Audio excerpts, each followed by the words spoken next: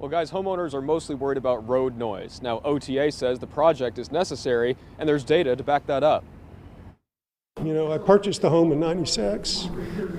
The turnpike hadn't been in that long. I don't know when it went in. And, you know, and the noise was not bad at all.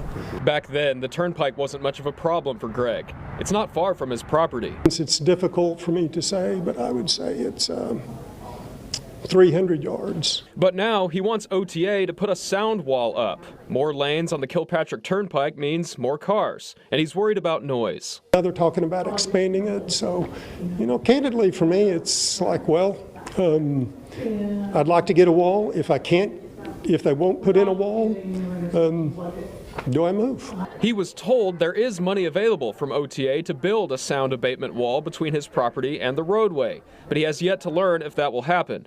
OTA did provide a study map showing what areas would be most impacted by the noise. OTA says this section of the turnpike between Eastern Ave and I-35 has one of the heavier traffic situations. It's also going to greatly improve our capacity on the Johns Kilpatrick Turnpike on the east end.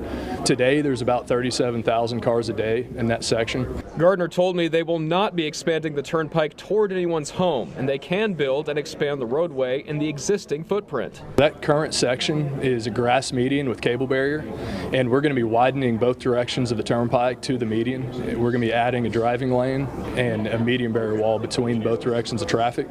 And while there will be work crews in the area, I'm told traffic flow will stay mostly the way it is. Traffic will remain likely exactly how it is today.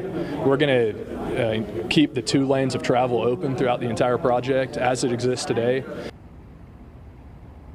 And I'm told the project will start in January of the new year. They hope to have it done by the fall season.